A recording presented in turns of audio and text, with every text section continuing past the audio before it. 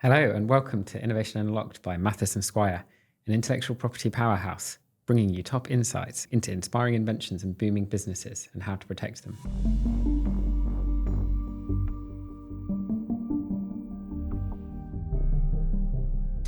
Today I'm joined by Lord Paul Drayson. You've had a very illustrious career. You've been a member of the House of Lords, we still are. You've been a Minister of State for Science and Innovation. You've been President of the Motorsports Industry Association. You've been involved in many successful businesses. Could you maybe give us sort of a brief overview of your very impressive career to date? That's really kind of you. I think the common theme through everything that I've done has been a real deep interest in science and engineering, which started when I was a kid. I grew up in Kent near Brands Hatch race circuit and used to go watching the Formula One with my dad, and that got me interested in things that went fast and made me want to be involved in making cars and everything that's happened to me, I think, since then has been because something's happened in my life which I've found interesting, and I've wanted to sort of get more involved in it and really sort of have an impact, I suppose, is the best way to describe it. So I feel very fortunate that it's been as interesting as it has. And you know, one of the thing I certainly said to my kids and say to young people is, do your science homework, do your maths homework, because some of the most interesting things you can do in life come out of having done that. Yeah. Oh, very good. I mean, you clearly have a passion for motorsports. I mean, I think you've taken part in Le Mans quite a few times. You've got some world records, I think, for various speed records. So how did you get involved in some of your other businesses? So there was, I think, Powderject that you had a lot of success with. That was more of a pharmaceutical-based company? Yes, biotech company. So that's quite different. I mean, I think it was, the sixth largest vaccine manufacturer in the world? Yes, by the time we'd spent 10 years building it. I mean, I think that's an example of how I did a PhD, an engineering PhD in robotics, and I'd got really interested in making things. That led me to start a business using robotics to make a snack food product, of all things, a scoop-shaped snack. You have to say that very carefully. Is that like a curly Rivita? Did someone Basically, say? It's sort of before Pringles, Right. The Scooples. And that's the first time I really experienced how important IP is, because we were able to patent the manufacturing process to make the shape and actually copyright the shape itself, get a design, trademark for the shape. And I built that business over 7 years and sold it successfully. And by that stage, I knew that I really enjoyed building businesses and creating things, but I had no idea what I was going to do next. And that's, I think, I remember explaining to my dad, I was a bit disappointed actually that I'd sold this business. Right. And he said, well, what are you going to do now? And I said, well, I'm a bit like an actor, Dad, I'm waiting to see, what's the next interesting thing to do. Yeah. And I met a very interesting man, a professor at Oxford University, who asked me to come and look at some technology that he was working on, and was looking for someone with sort of venture capital experience and who'd built a tech-based business. And we hit it off because we both had British racing green Lotus Elans. And we sort of had an interest in cars. And he said, you must come up to Oxford and meet the team working on the technology. And I said, okay, fantastic, which included a woman, as it turned out, who I fell in love with and married. And we built that company together. That was Elspeth and Brian. And so that's an example of really, a passion. I think that I was interested in, maybe meet somebody who we then worked together to build this business. And that was sort of in the early 1990s, sort of at the time when the universities in the UK were starting to think seriously about the commercialisation of their science. And Brian Bellhouse was a real pioneer at Oxford. He'd been at Oxford for a number of years, invented a made a series of inventions, including a new type of heart valve. And he'd been working on a technology for delivering medicines in powder form. It was sort of his core idea, and was thinking about, well, could we turn this into a business? And so I invested in that and started working with him. But another great example, as I'm here at a patent agent's, a really great example of the importance of IP. So it was Elspeth who had insisted that before any papers were presented about the core idea, that the patent was filed. And she was the one who made sure that before the poster went up at this particular conference, that she had the phone call from the patent agent say, yes, it's filed, you're okay Brilliant. To go. Otherwise, that business would not have been, because in the pharmaceutical industry, you have to have very strong IP to be able to raise funding and develop the business because of the very long timescales involved.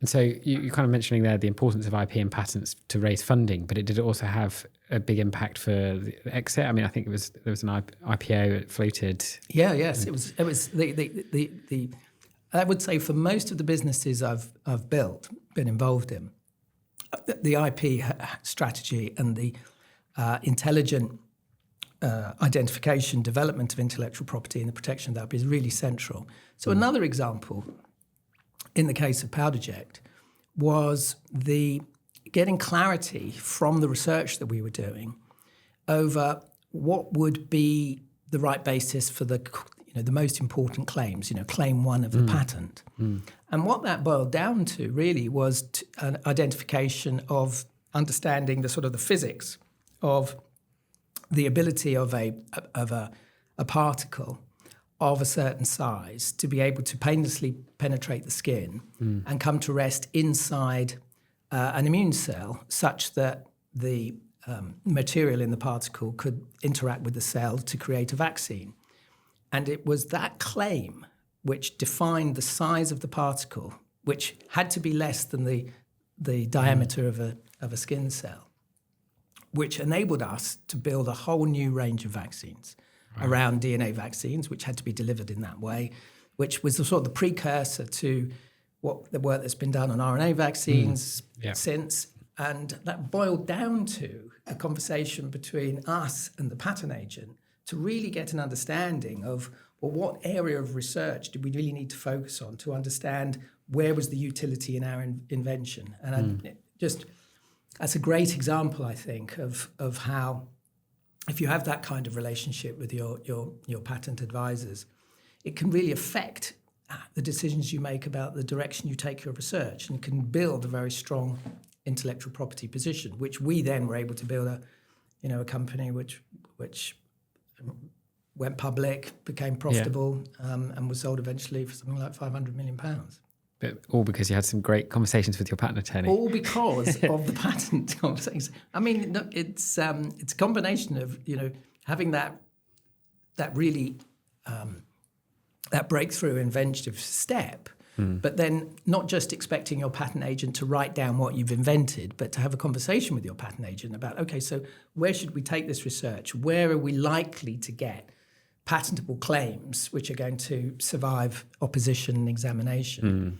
And that's a process which takes time, but it's worth every penny. Yeah, I'm so glad you touched on that, because it's not just a case of getting the patent granted, but getting a patent granted with claims that are not only commercially valuable but strong and enforceable. Exactly. Yeah. And you need the experience and the insight of your patent agent to be able to advise you about the patentability of the idea you've got, but also for you to understand, okay, so if I double down on that area of research, is that likely to take me into a direction which is going to give me stronger patentability, or is it actually going to be a very crowded area where we're not going to be able to define your patent? And then being able to do the experiment, the so-called killer experiment, which defines whether something works on the basis of a parameter which you can actually put into a patent claim to give you some really rock-solid protection.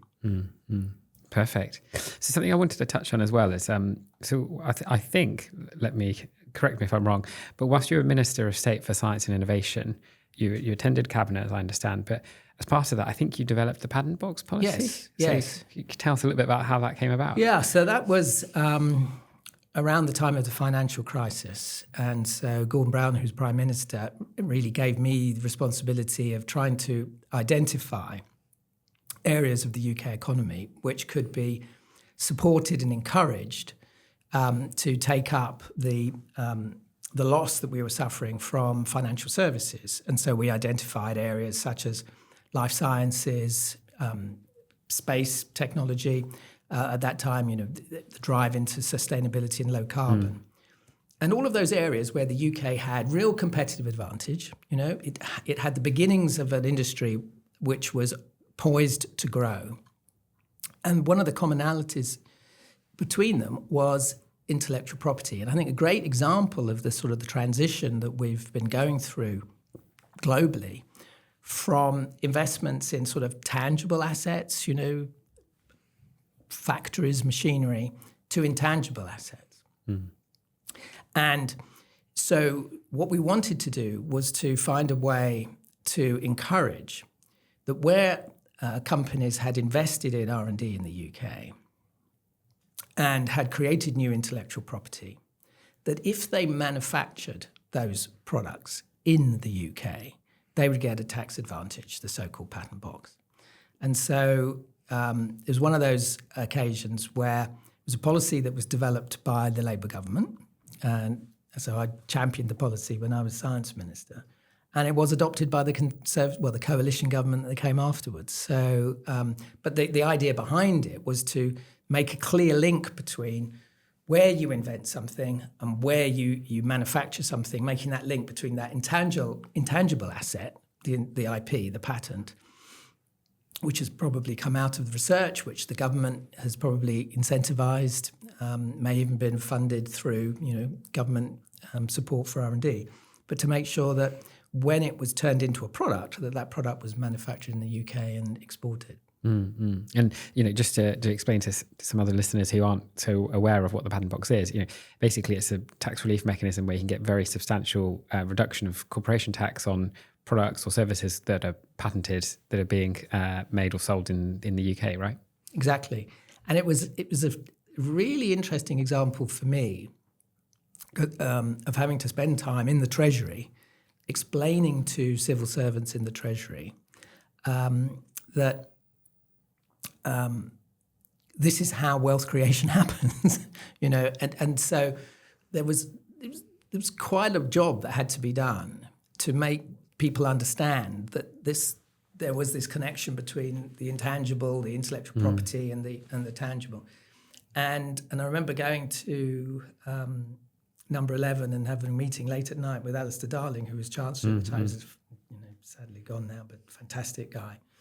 And him saying to me, "Do you think this will really work, Paul? Do you think this is going to happen?" Yeah, I really think it will. And he gave it his support, and eventually it became part of the tax policy. Fantastic. I mean, my anecdotal experience of working with clients is, for some of them, it's very, very important. I remember when we announced it, GSK announced that they were going to build the first new factory in the UK that they'd done for a number of years as a direct result. I think it was Andrew Whitty who said it, as a direct result of the patent box. So it just shows how important government policy can be, providing it's based upon a real understanding of the wealth creation process. How do people have ideas? How do they start new businesses? What are the things that are going to affect whether or not they stay here and build their business here or go and do it somewhere else? Very interesting. You're on a new venture now, I think, with your sons, aren't you? Yes. So the new generation, exactly. Yeah. Can you tell us a bit about that? Yeah, it's a real privilege to be able to do this. So my two sons, James, who's the CEO, and George, who's the Chief AI Officer, started a business which I started off just giving, they asked me every now and again a piece of advice. And then as time went on, got more and more involved. And so they've got me now in a formal role as chairman. But it's fantastic fun working with your sons, building something. It really is great. But for me, it's also been astonishing how this generation of technology, how quickly the technology is developing. So, I finished my PhD in 1986 and started my first business. So I've been through the waves of innovation the development of the internet in the late 1990s, going to mobile. I've never seen a technology change so fast with such impact as we're experiencing now. So it's great to be sort of at the forefront. What Appella, so the company is Appella AI. It's based in Paddington in London. And what they're doing is developing some real frontier conversational and agentic AI systems, which basically enable people, humans, to have natural conversations with machines, but to do so in a way which is personalized, which is made appropriate for the particular environment, setting, with the necessary controls over what it is the machine will talk about and say. And the speed at which the technology is developing, I think, really presents some real challenges for society. And for here in the UK, we're probably number 3 in AI at the moment, after China and the United States. The question for us is, with this wave of technology developing, can we build some really world-class businesses here in the UK exploiting this new wave of technology? We've certainly got the science. George is doing a PhD at UCL in large language models, and you just see the expertise that the UK has in the core science. But of course, we're up against some of the largest, richest companies in the world, particularly with the foundational models. So for a company like Appella AI, can it build in the application layer something which really can enable the UK to have a sovereign AI company which generates wealth here? And can it compete? And of course, we're right in the midst of a big decision for the UK. Is it going to align itself with the United States and policies around copyright and so forth? Is it going to align itself with the EU and policies around emphasis on regulation of AI? At the moment, it's not clear. Yeah. And what the UK does, and like an example of the patent box policy, the policy that the UK government adopts have a huge impact on this industry, an industry which is likely to really change everything. Do you think there's more that the government could be doing? I mean, I think is there an AI task force that was set up? Yes, so I think there's a lot of, there are a lot of initiatives taking place. And I think that the government really does understand. I think, and Peter Kyle, who's the minister responsible for this, really understands the potential that AI has to improve public services and reduce costs. But one of the challenges that the government has to decide upon is, how does the UK sort of defend itself in a market which is really being dominated by decisions taken in other countries? And so it's been really interesting, the release of the DeepSeek model from China, which is an open source model, and the way that's raised questions about, okay, so where are the foundational models going? Is open or closed going to be the basis upon which people are building bits? And if you're a company like Appella who's building applications, building AI products on these foundational models, you're having to sort of come to a view as to where this is going in the future, such that you can position your business effectively. And that's going to be massively affected by the decisions taken within government and the negotiations that are going on right now with the US government around tariffs and so forth. And part of that is AI regulation. So I'm just thinking about companies like DeepMind, for example. Do you think, is there a sort of general, and not just in the AI sector, but across sector, is there a general tendency, do you think, for UK-based businesses to sort of exit too early? Yes, I do. I think the evidence is pretty clear. In fact, at the House of Lords, I'm a member of the Science and Technology Committee, and we've just started an inquiry into this area as to why is it that the UK has a well-established track record of being a real leader in science, science-based businesses, and hasn't been able to translate those into sustainable world-class businesses, unlike some other countries. And so as a result, what we see is that our companies get taken out, so to speak. They get taken over. Or there is a sort of sense that to grow a technology company in the 21st century, you need to take it to the United States. I think there is a view, not one I subscribe to. Yeah. Having built companies, I think you really can build a UK-based business. You can build it transatlantically. We successfully bought companies in America in building Powderjet, for example. And I think that what's happening at the moment, sort of the geopolitical uncertainty that's taking place at the moment, means that there's a renewed look at that question, because the UK has got to come up with good answers. You know, as the world transitions to the value in intangible assets going up, the intellectual property being very important, data being very important. So the UK has some fantastic data assets, for example. The NHS is a great example of that. How can we use those assets in a way which enables us to build sustainable businesses for the future? And therefore, the UK needs to be a bit better at encouraging people. You can't stop people doing what they want to do. What you ought to do is implement policies which encourage people to start businesses here, build businesses here, and keep those businesses here. So, for example, ideas around incentives for not selling out and carrying on building. Well, Paul, it's been so interesting speaking to you today. We could keep talking all afternoon, I'm sure, but I think we're up against time now. So it's been my pleasure. I'd just like to say thank you very much. It's been really interesting. Thanks very much.